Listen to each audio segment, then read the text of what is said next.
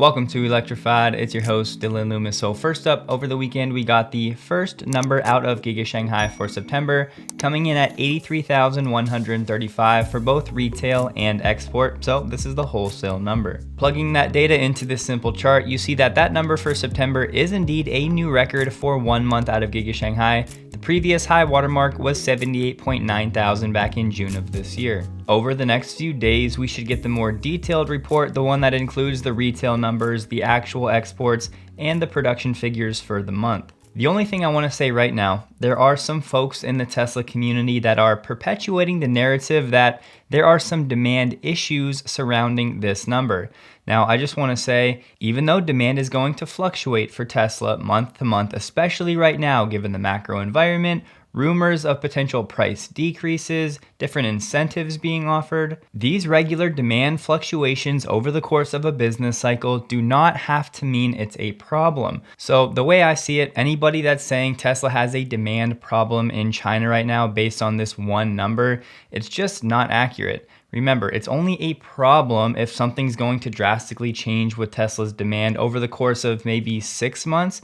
And again, if it's paired with prices already coming down. For example, if Tesla drops prices 20% and then over the course of a 6-month period still has no demand, that would be maybe classified as a problem, but we're not even close to anything like that. Now, I could go on about this for a while, but just remember, demand fluctuations month to month, no matter where it is geographically, does not have to mean it's a problem for Tesla. And with that said, I'm personally not even ready to say there's been a significant demand fluctuation in China, given what Tesla is trying to do with the smoothing of the delivery waves. Now, that could change over the next few weeks, but for now, business as usual, record month, all is well. Here we have Tesla working around the direct sales bans. Once again in New Mexico, this will be the second Tesla showroom on tribal land. Construction for the second showroom should be done in March of next year. The governor of the land had this to say: "This is an exciting start to the next frontier of tribal economic creation, diversification, and competitiveness.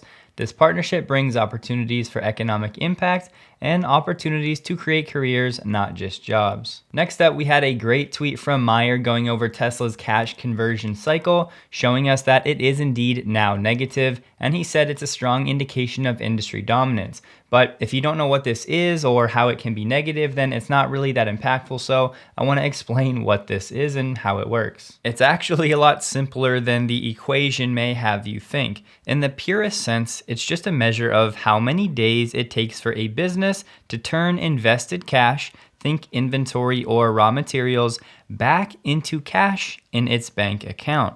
So yes, the lower the number, the better. As you see from Mayer's chart, Tesla's cash conversion cycle has been negative since Q1 of 2021, and it's currently around negative 18. We'll get to how this metric can be negative, but the takeaway is that it means vendors or suppliers are financing Tesla's operations, so no extra cash needs to be injected into the business as Tesla scales and grows. Most businesses don't have a negative cash conversion cycle, but some like Amazon and Apple do. A negative cash conversion cycle means inventory is sold and cash is received before you have to pay for it. In other words, a company getting payments from customers before it pays its suppliers. Looking at the formula, we won't go into detail, but just know the days of inventory and days sales outstanding, or days receivables, are associated with cash inflows, while days payable is linked to cash outflows. So days payable outstanding is the only negative figure in the calculation. Here's another way to look at it. This shows you the ways to improve your cash conversion cycle. The days receivables represents how long it takes to collect cash generated from sales, so reducing this number is good. A lower number here represents the company collecting payments quickly. The days of inventory represents how long it takes a company to sell its inventory. So of course, a lower number means the company is making sales quickly and has good inventory turnover. The days payable focuses on the money the company owes to suppliers and represents the time the company has to pay off those obligations. So a higher number here means the company can hold cash longer, increasing flexibility. And the formula is just days receivable plus days inventory minus days payable equals cash conversion cycle.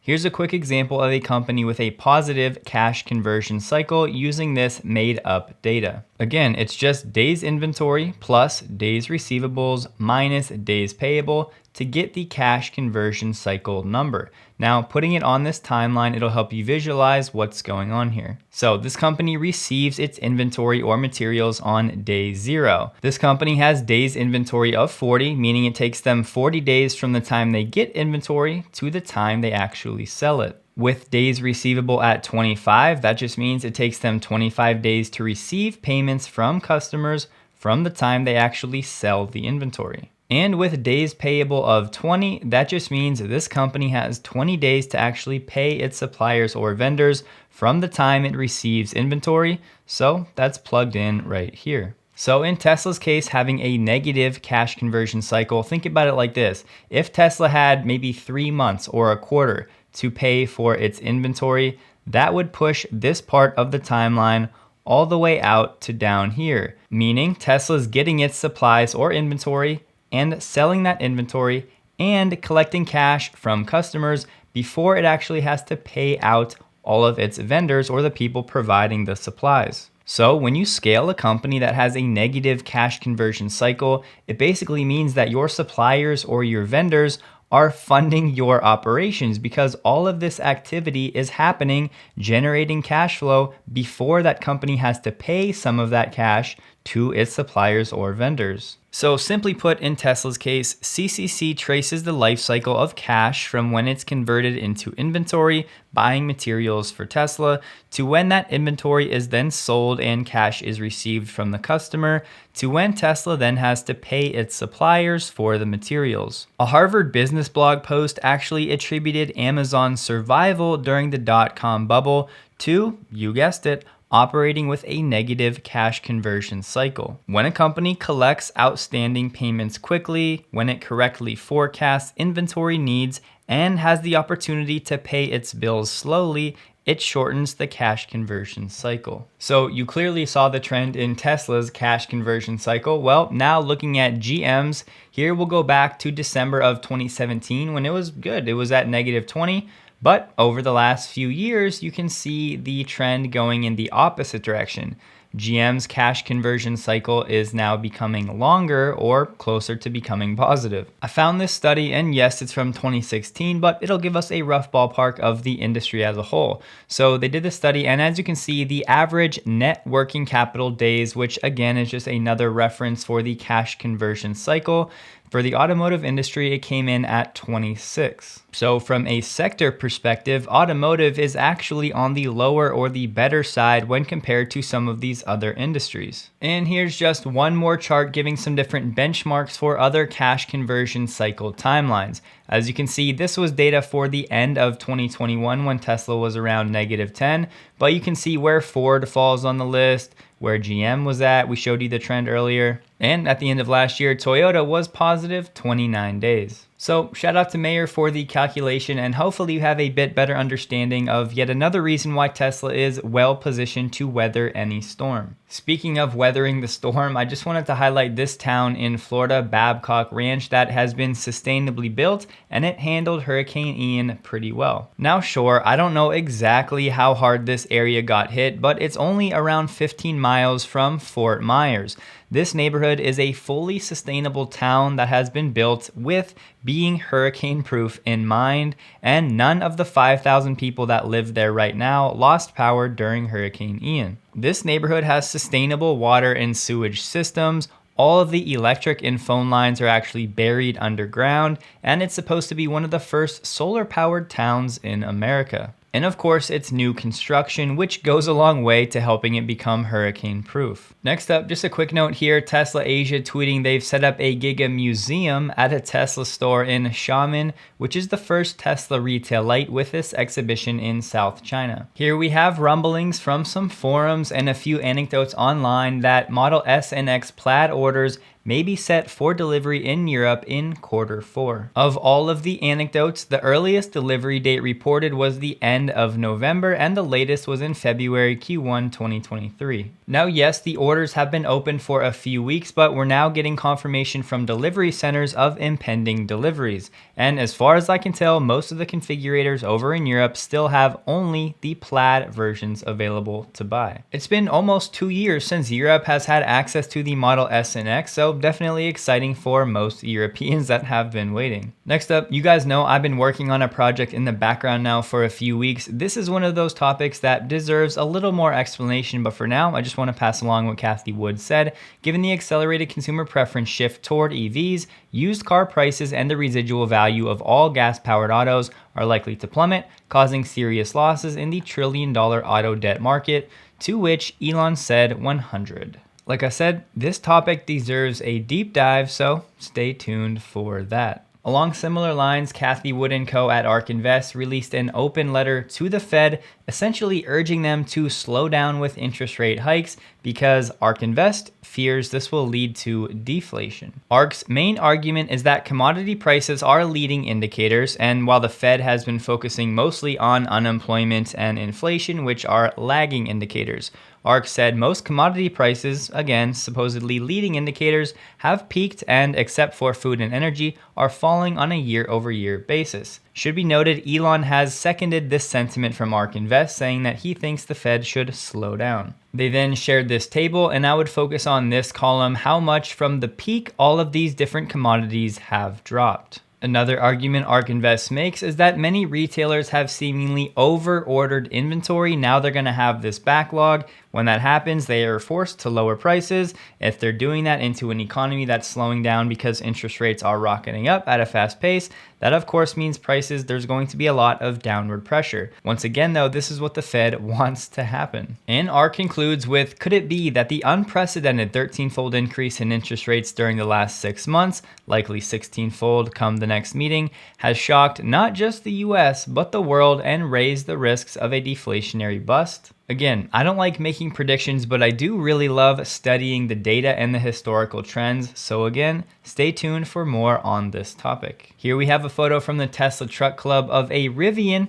R1T holding the Cyber Quad, and no, it's not the children's version. So I don't really know what to make of this picture right now, but I thought it was a cool picture worth passing along, and a reminder that hopefully this thing goes into production with the Cybertruck. Next, on Twitter, Holmars was saying how he thinks the FSD beta needs some improvement when it comes to objects that are occluded, and that the FSD beta needs to make sure these objects persist through those occlusions better. Elon said it will, meaning it will get better, but of course, no timeline given. Sticking with Elon on Twitter, he doubled down on the Cybertruck, confirming that yup, it will float. Here we have analysts from RBC and UBS both saying they could see certain automakers facing 50% profit slumps as soon as next year. They said profits for US and European car companies are set to drop by half next year as weakening demand leads to an oversupply of vehicles. Demand destruction is no longer a vague risk, but has started to become a reality.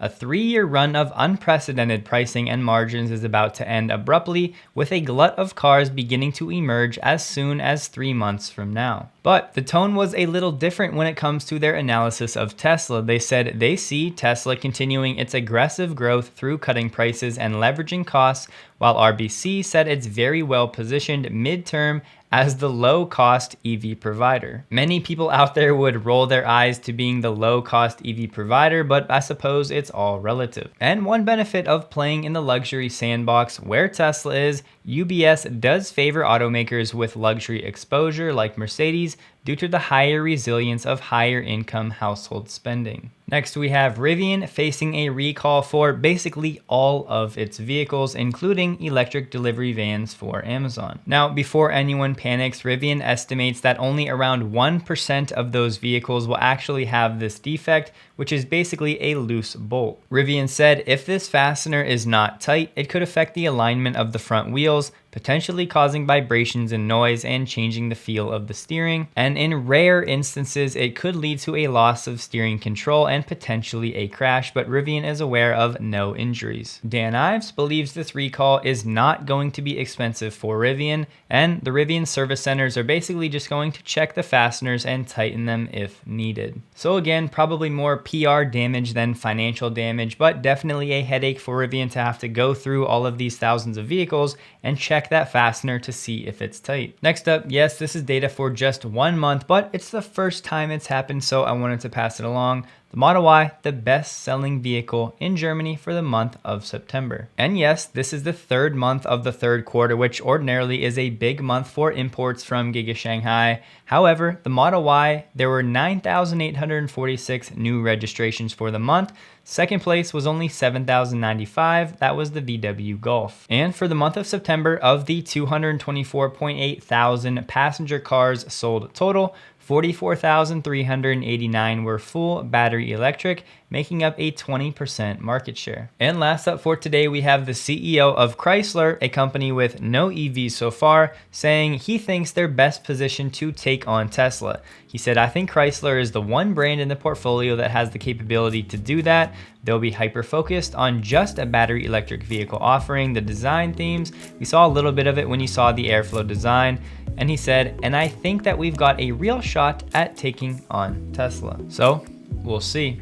Hope you guys have a wonderful day. Please like the video if you did, and a huge thank you to all of my Patreon supporters.